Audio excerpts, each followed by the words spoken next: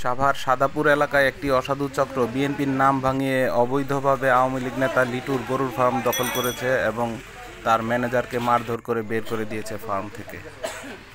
প্রতিদিন 10-12 জন লোক নিয়ে এসে তারা ওইখানে বাবা টাবা খায়, ওইখানে গাঁজা টাজা বিক্রি করে, চারদিক দিয়ে খাবারটার মনে করে অদৃষ্ট বানায় ফেলেছে। এগুলোতে মানে বাধা দেওয়াতে আমরা জোর করে বের করে দিই। কতজন এরকম অনুমান? সবসময় আসে 10-15 জন করে, পুরো খামার জোর জবরদস্ত করে পুরো খামারই দখল করতেছে। তারা কয়জন?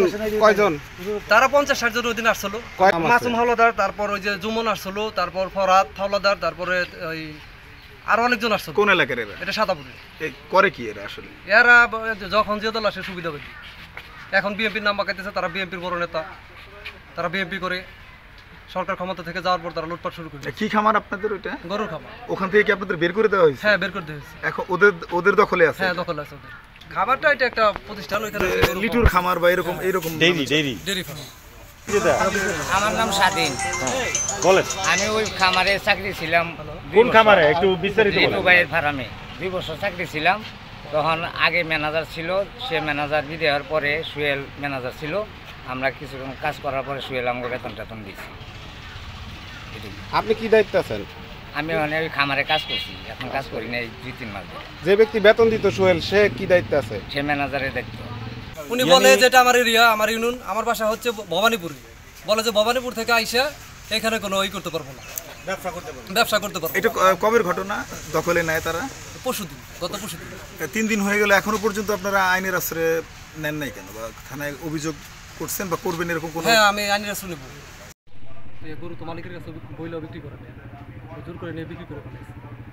আর এই বিষয়টা নিয়ে আমি যখন আর কি জানাজানি হইলো, তখন আমি খামারে গেছি।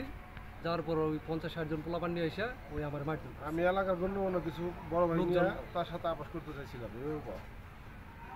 তো এই বিষয়টা ওই পোলাপান নিয়ে এসে মারধর করছে। আমার মারধর করে আমার ওইখান থেকে আমার সব কিছুই আমার নিষেধ করে দিয়েছে। ওই বলে যে এটা আমি খাবো, আমি দখল করবো, এটা যা কিছু আছে আমি নেবো। আমি বিষয়টা মালিককে জানাইছি। মালিক বলছে না, আমি তো এই ধরনের কারোর কিছু কোনো কিছু বলিনি, তুমি ওইখানে দায়িত্ব আছো। আর ওইখান থেকে গরু কীভাবে বিক্রি করে তোমার অনুমতি ছাড়া? উনি দলীয়ভাবে কে এবং কি এলাকায়? উনি এমনি আর কি এলাকাতে প্রভাব খাটায়, কই একবার এক দলে যায়, বলে বিএনপি করি, কিছুদিন আগে আওয়ামী লীগ করি, যখন যে দল আসে আর কি সুবিধা। ব্যাপারে কি থানায় কোনো অভিযোগ করেছেন? না, আমি থানায় কোনো অভিযোগ করি না। এখন আমার যে দায়িত্বে আছি, আমি এখন আমার দায়িত্ব থেকে আমার সরাই দিছি। এখন আমার দায়িত্বটা আমি ফিরে পেতে চাইতেছি আপনাদের কাছে। যার খামার আপনার দায়িত্বে আছেন, ওনার নাম হচ্ছে লিটু। জি। এই খামার দখল করার কারণ কি? লিটু কি কে? উনি কি আওয়ামী লীগ নেতা নাকি? উনি, হ্যাঁ, উনি একটা ব্যবসায়ী লোক, উনি ব্যবসা করে। ওইখানে মানে আমার যে দায়িত্বটা ছিল, ওই দায়িত্বটা জোর করে নিয়ে নিচ্ছে। আপনি যে দায়িত্ব ছিলেন, এই দায়িত্ব আরেকজনকে দিচ্ছে এরকম কিছু? না, তার নাম কি? মাসুম হাওলাদার। মাসুম হাওলাদার। আপনি কি দায়িত্ব ছিলেন? আমার ম্যানেজার দায়িত্ব ছিল। এখন সে ম্যানেজারের দায়িত্ব জোর করে নিচ্ছে। হ্যাঁ, এখানে আপনার মালিক, যার যে মূল মালিক, উনি কি বলে? মূল মালিক উনি তো আমার তারা দেয় না। আমার মালিক হচ্ছে আওয়ামী লীগ করে, আওয়ামী লীগের পদে আছে উনি। তো এখন হঠাৎ করে মাসুম হাওলাদার এখানে বিএনপির ক্ষমতা দেখে বলতেছে যে এই পদটা আমি দখল করি, এখানে আমার যে মালিকে নাকি আর 10 বছর আসতে পারবো। আমার এখান থেকে মারধর করে বের করে দিচ্ছে। মালিক তো বাইরে আছে। বাইরে? আচ্ছা, আপনার মালিকের কিসের প্রজেক্ট?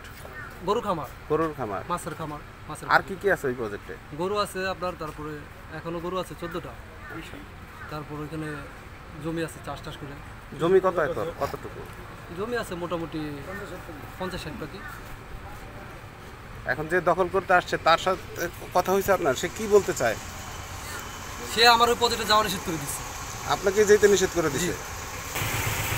আমার দাবি, আমার খামার, আমি দায়িত্বে আছি, আমি দায়িত্বে থাকবো, আমি ওখানে দেখাশোনা করবো।